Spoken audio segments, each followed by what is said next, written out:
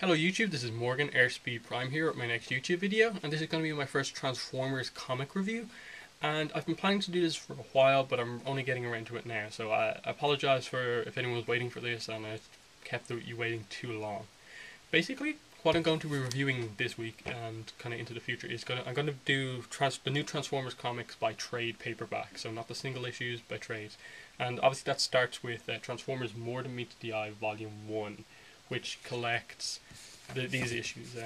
It collects the one-shot Death of Optimus Prime issue, which I have signed by the artist Nick Roche, or Roche, yeah, whatever.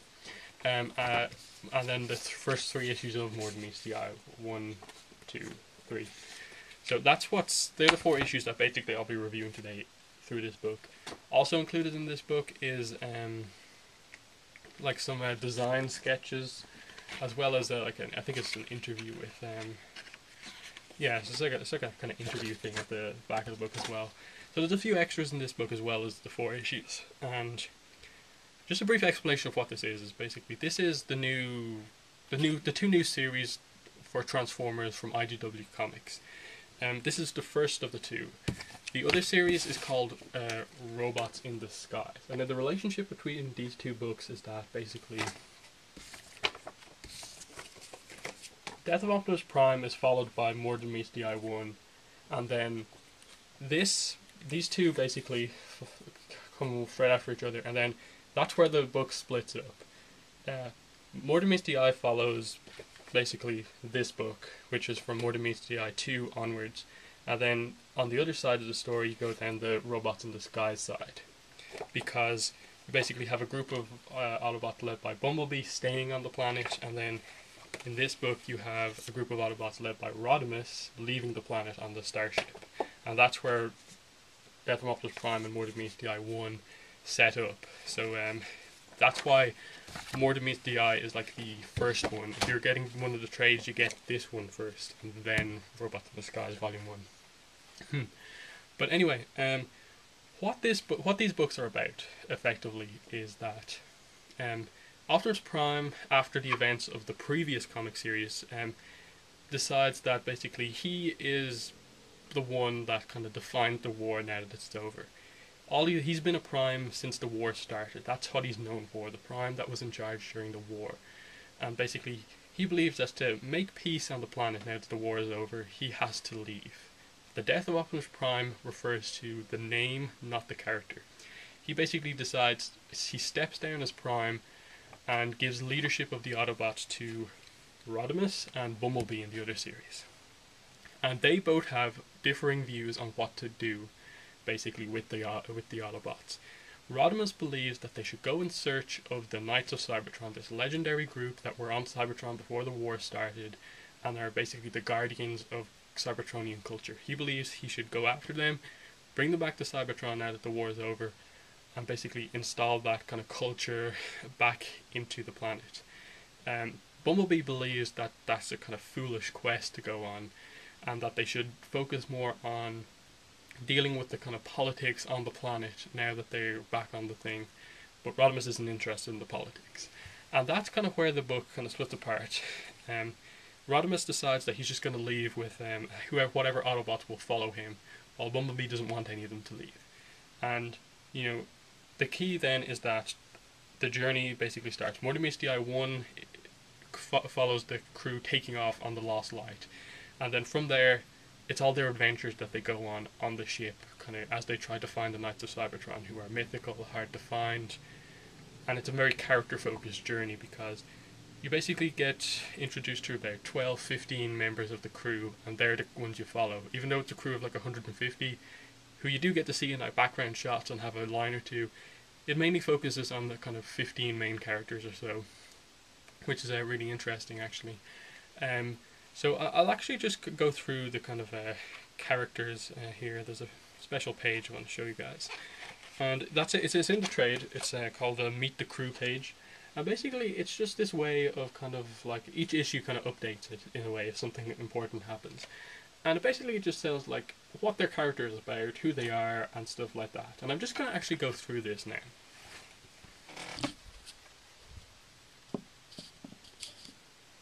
So Basically, you have Rodimus, who is the leader of the Autobots on the Lost Light.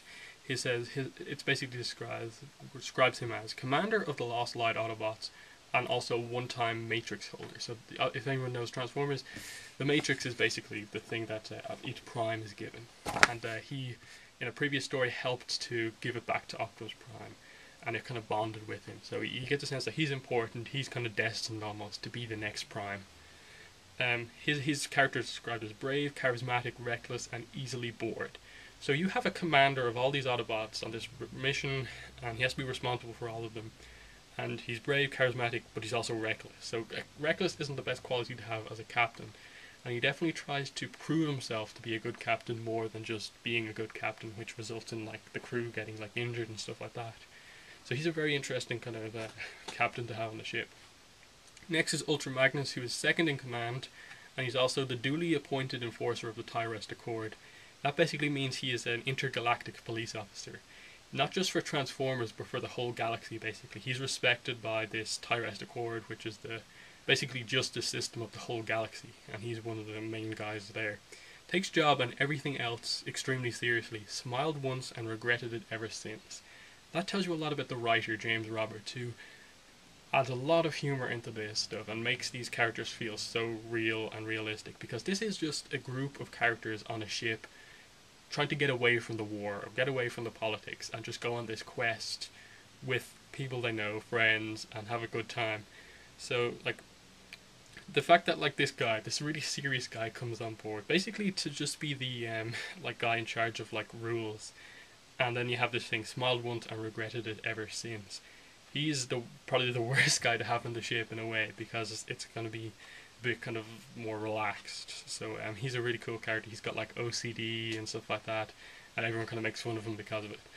And then you have Drift, who's the nominal third in command, and like kind of Rodimus's best friend almost because of this. Ex-Decepticon, longs to be defined in some other way. Recent brush with death has reawakened his spiritual side. Now, the thing with Drift is that he kind of has the biggest connection to the Knights of Cybertron. In a previous story, he visited the Circle of Light, who are probably as close as you can get to the Knights of Cybertron without actually meeting them. And he was deeply affected by them, which is why he's not a Decepticon anymore. And he's a very interesting character because now he's super spiritual, so he's going crazy to basically get to the Circle of Light and stuff like that. He's like desperate to meet them, so he's a very interesting character too. Then you have like Brainstorm. He's the weapons engineer on the ship. He also described as prolific murderer because he creates these really, really dangerous weapons. He's amoral, single-minded, workaholic, and possible genius. Carries briefcase containing the unmentionable. So he creates these crazy weapons. And the most mysterious thing about him is that he has this briefcase. This briefcase that he basically describes to everyone as, don't open it, the world will end, effectively. So there's this big mystery around him, like, why is he bringing it on the ship if he can basically end the world, and definitely the ship with it. He hasn't got much time yet so far in the series, but he's been there in the background just helping out. Ratchet, Chief Medical Officer, prolific lifesaver. A world-weary super medic with unreliable hands, kind but not as kind as he once was. Medic, his hands are failing him, he's old. You get the sense that that's why this is his kind of final chance for fun. And he's also out for a quest to basically find the next chief medical officer. Then you have characters like Red Alert, who's the director of security. He's really paranoid. You have Whirl, who they didn't even plan to bring on the ship, but just ended up on it anyway. And he's probably the most dangerous Autobot because he's mainly an Autobot because he wants to fight people. He's 1 second away from being a Decepticon, basically. Rung, the ship's psychiatrist. Weak of body, sharp of mind, always present, seldom noticed. One of the older Autobots. Everyone has met him, pretty much, but no one remembers his name. And that tells a whole lot about him. He wants people to remember who he is, but no one remembers his name. Swerve, probably the funniest character in the whole book. He's a small bot, but with a huge mouth. Metallurgist, good friend to all, best friend to none. Weapon of choice, the mouth. So, tells you everything you need to know. Chrome Dome, he's a nemosurgeon, which is basically a surgeon of the brain, or in Transformers' case, like memory sort of thing. Cynical, prone to moping, resents old resents own talent, relies on Rewind to keep him honest. So he's best friends with Rewind, who is an archivist or historian. A walking database, excitable and trusting, uses head-mounted camera to record history as it happens. And then you have Cyclonus, ex-lieutenant of Galvatron. He's kind of not an Autobot, he's not a Decepticon. He's kind of just this. He was the first lieutenant of this really evil guy, basically, but he himself kind of has a sense of honor. Dour and unrepentant, a fierce patriot still reeling from the loss of his Cybertron. So he's from the past and he's completely unused to how things are. Tailgate, bomb disposable, and he's making up for old time because he's basically was out of action for like 4 million years. Then you have Skids, theoretician, carefree amnesiac who never lets go of his gun. A lot of mystery around Skids, but they all kind of know who he is. He's just been out of touch for a while also. So, you know, that gives you a sense of who the characters are, and basically this is a story that's much more character focused. I explained that the story was about them going to find the Knights of Cybertron, but that's not going to happen until kind of like the very end. The main story of this is about what the characters get up to on the ship. What happens to the ship while they're going on this mission. It's a very character focused story with some excellent characterization and writing. The art is really good. Let me just show you some of that. Like, you get a sense that like it's just this is issue 1 and this is Nick Roche's art, and you can see that it's quite cartoony but very lots of expression in it. But most of the art is done by Alex Milne, who has this is his style. He uses the Nick Roche designs, but makes them a bit less cartoony and more transformery, I guess.